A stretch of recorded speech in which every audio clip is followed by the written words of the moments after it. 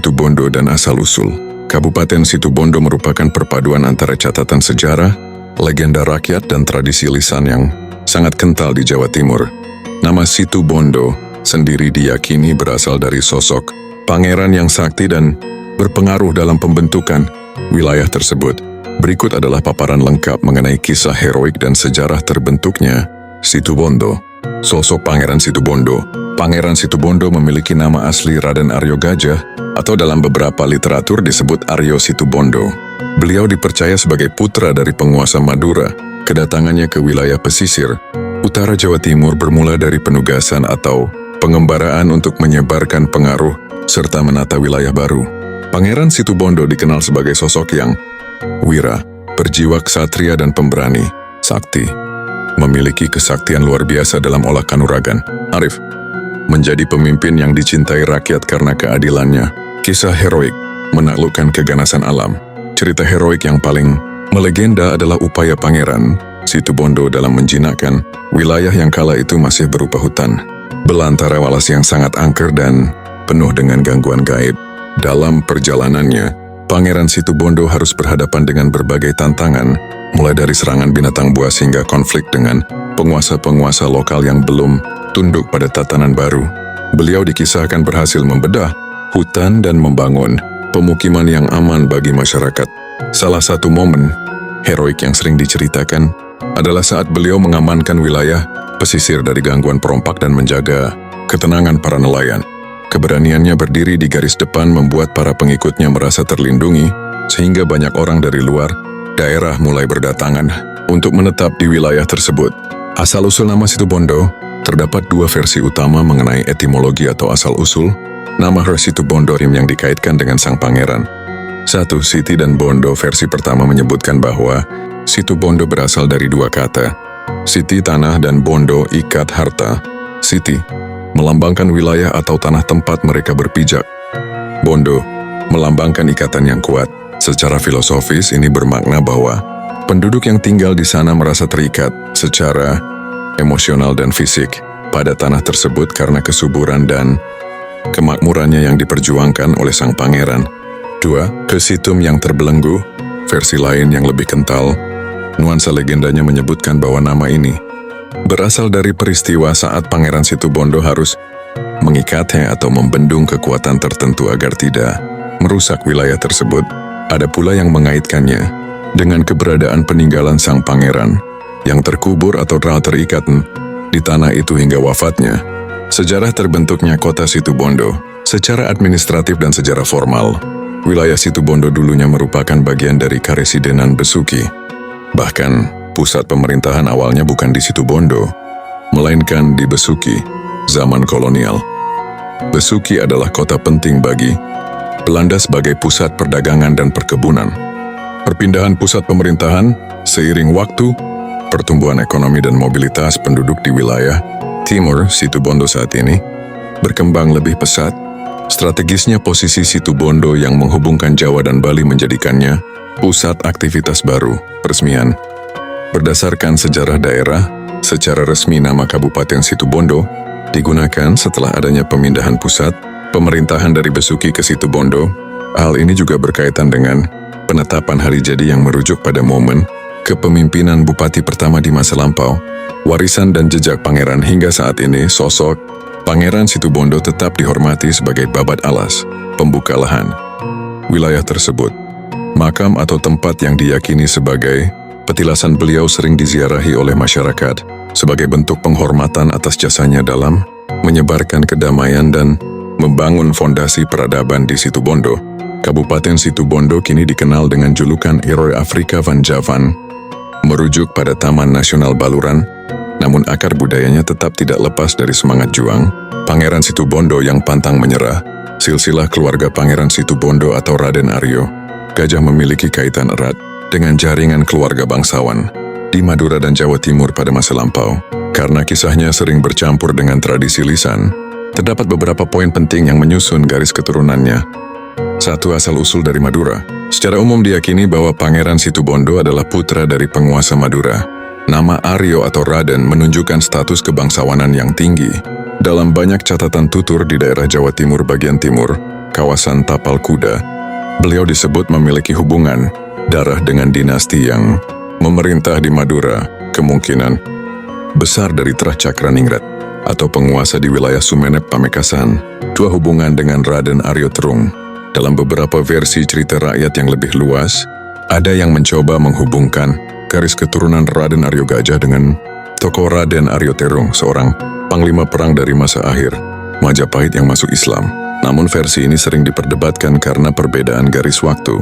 Hubungan ini lebih ditekankan pada kesamaan penggunaan nama Aryo yang melambangkan ksatria perkasa, 3 istri dan keturunan. Dikisahkan bahwa dalam pengembaraannya ke wilayah yang sekarang menjadi Situbondo, beliau didampingi oleh pengikut setia dan beberapa anggota keluarga. Namun, nama istri beliau tidak banyak disebutkan secara spesifik dalam catatan populer. Fokus cerita rakyat lebih banyak tertuju pada peran beliau sebagai pemimpin tunggal yang membuka lahan Babadalas. Masyarakat setempat meyakini bahwa keturunan beliau menyebar di wilayah Situbondo dan sekitarnya seperti Bondowoso dan Besuki, menjadi tokoh-tokoh lokal yang juga berperan dalam penyebaran agama Islam di wilayah pesisir. 4. Hubungan dengan Adipati Besuki. Silsilah Pangeran Situbondo juga sering dikaitkan secara politis, bukan hanya darah dengan para penguasa di Besuki. Besuki pada abad ke-18 dan ke-9 adalah pusat pemerintahan utama di wilayah tersebut sebelum akhirnya pindah ke Situbondo. Pangeran Situbondo dipandang sebagai leluhur spiritual atau pembuka jalan bagi para bangsawan yang kemudian memimpin Karesidenan Besuki. Ringkasan garis silsilah secara tradisional. Ayah penguasa raja di Madura sering disebut salah satu keturunan dari keluarga Cakraningrat atau bangsawan Sumenep. Gelar Raden Aryo Gajah, Aryo Situbondo. Status pangeran pengembara dan ksatria pembuka lahan. Mengapa silsilah ini penting? Silsilah ini menegaskan hubungan historis yang sangat kuat antara Madura dan Situbondo. Hingga hari ini pengaruh tersebut masih sangat terasa, mulai dari bahasa. Mayoritas penduduk Situbondo berbicara bahasa Madura, adat istiadat, hingga hubungan kekeluargaan lintas selat yang tetap terjaga. Pangeran Situbondo bukan hanya dianggap sebagai pendiri kota secara fisik, tetapi juga sebagai penyambung garis keturunan bangsawan Madura di Tanah Jawa. Apakah Anda tertarik untuk mengetahui lebih lanjut tentang kaitan antara makam-makam keramat di Situbondo dengan garis keturunan pangeran ini? Kaitan antara makam-makam keramat di Situbondo dengan garis keturunan Pangeran Situbondo, Raden Aryo Gajah menciptakan sebuah peta spiritual yang sangat dihormati oleh masyarakat setempat. Makam-makam ini dianggap sebagai bukti fisik keberadaan sang pangeran serta penyebaran keberkasaan pengikutnya. Berikut adalah rincian kaitan makam-makam keramat tersebut dengan garis keturunan dan sejarah Pangeran Situbondo. 1. Makam Pangeran Situbondo, Raden Aryo Gajah. Titik sentral dari semua ini adalah makam yang diyakini sebagai tempat peristirahatan terakhir sang pangeran. Makam beliau sering disebut sebagai makam bujuk, sebutan untuk makam tokoh keramat dalam bahasa Madura.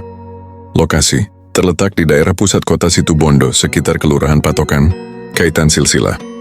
Makam ini menjadi bukti bahwa sang pangeran tidak kembali ke tanah kelahirannya di Madura, melainkan memilih untuk menetap hingga akhir hayat di tanah yang ia buka. Keberadaan makam ini mengukuhkan legitimasi bahwa beliau adalah bapak bagi warga Situbondo. 2. Hubungan dengan bujuk-bujuk di Besuki. Besuki adalah kota tua sebelum Situbondo menjadi pusat kabupaten. Di sana terdapat banyak makam tokoh besar yang memiliki hubungan darah atau hubungan seperjuangan dengan Pangeran Situbondo. Kaitan banyak keturunan Pangeran Situbondo yang menjabat sebagai petinggi di Besuki pada masa lampau. Makam para bangsawan Besuki seperti keluarga Raden Tumenggung Prawiro Adiningrat dianggap memiliki benang merah silsilah dengan terah bangsawan Madura yang sama dengan Pangeran Situbondo. Ziarah silsilah.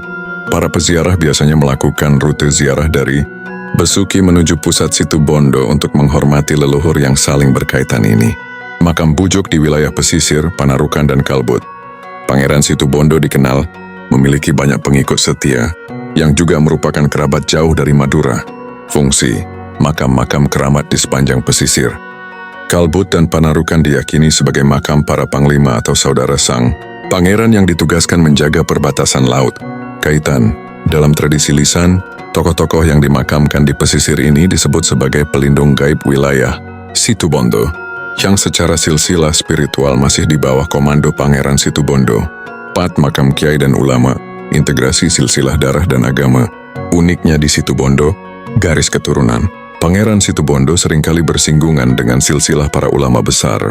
Penyatuan Tra, banyak keturunan Pangeran Situbondo yang kemudian menikah dengan keluarga pemuka agama dari Madura atau Jawa. Hal ini menciptakan makam-makam keramat yang dihormati sebagai tokoh umara, pemimpin pemerintahan sekaligus ulama.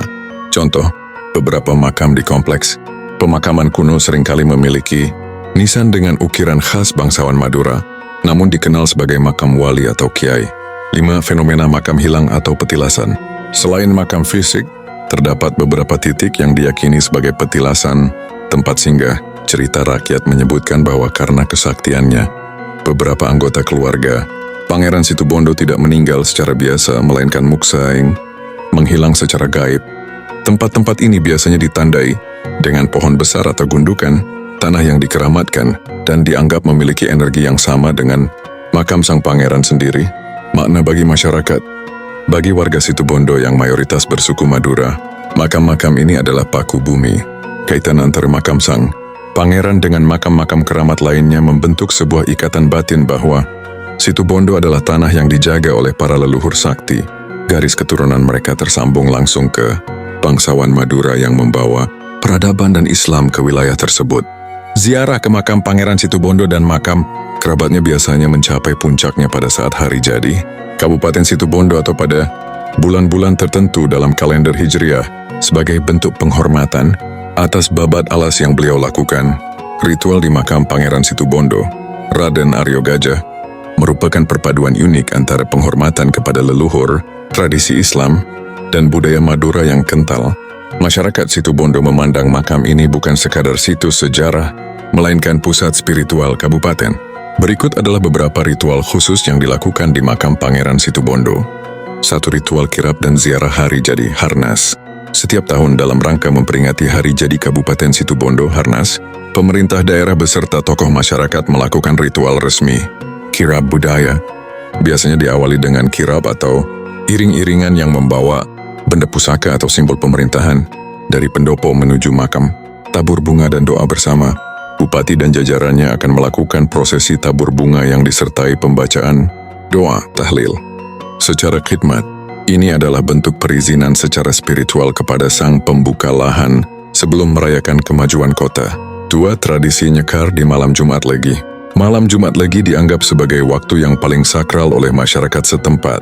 Suasana pada malam ini, makam biasanya dipadati oleh peziarah yang datang tidak hanya dari dalam kota, tetapi juga dari luar daerah seperti Bondowoso, Probolinggo, bahkan Madura. Ritual peziarah melakukan itikaf, berdiam diri sambil berdoa, membaca surat Yasin, dan tahlil. Banyak yang membawa air dalam botol untuk diletakkan di dekat makam dengan harapan mendapatkan berkah barokah dari doa-doa yang dipanjatkan. 3. Ritual slametan dan nazar.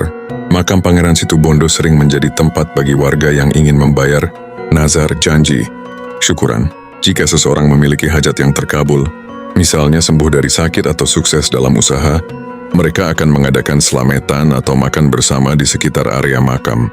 Menu khas, hidangan yang dibawa biasanya berupa tumpeng atau nasi kuning dengan lauk pauk khas Madura sebagai simbol rasa syukur. Tradisi ngumbah gaman, pencucian pusaka. Pada bulan Suro Muharram, terdapat ritual pembersihan benda-benda pusaka yang diyakini memiliki kaitan sejarah dengan masa perjuangan Pangeran Situbondo. Pembersihan ini tidak dilakukan sembarangan, melainkan dengan air yang dicampur kembang 7 rupa dan jeruk nipis. Beberapa warga yang memiliki keris atau tombak peninggalan, leluhur sering membawa benda mereka untuk dibersihkan secara simbolis di area yang dianggap memiliki energi spiritual tinggi di sekitar makam. 5. Melepas ayam atau hewan ternak, kasus tertentu. Dalam beberapa tradisi lisan yang lebih tua dan mulai jarang dilakukan, ada warga yang melakukan ritual melepas ayam sebagai simbol melepas nasib buruk atau sebagai bentuk sedekah bumi. Namun saat ini tradisi ini lebih banyak digantikan dengan menyembelih hewan ternak untuk dibagikan kepada penjaga makam dan warga miskin di sekitar kompleks makam. Makna simbolis ritual. Bagi masyarakat Situbondo, ritual-ritual ini memiliki makna mendalam. Koneksi sejarah. menjaga agar generasi muda tidak lupa pada sosok Raden Aryo Gajah yang telah berjasa. Keseimbangan itu meyakini bahwa keberhasilan pembangunan kota harus dibarengi dengan penghormatan kepada aspek spiritual dan leluhur, identitas, memperkuat jati diri sebagai masyarakat yang religius namun tetap memegang teguh adat istiadat. Satu detail menarik, makam Pangeran Situbondo seringkali dikelilingi oleh wangi kemenyan dan bunga mawar yang segar setiap harinya, menunjukkan bahwa pelayanan dan penghormatan warga terhadap beliau tidak pernah putus sepanjang waktu. Apakah Anda ingin tahu tentang benda pusaka tertentu yang konon pernah dimiliki oleh Pangeran Situbondo atau kisah mistis yang sering dialami peziarah di sana?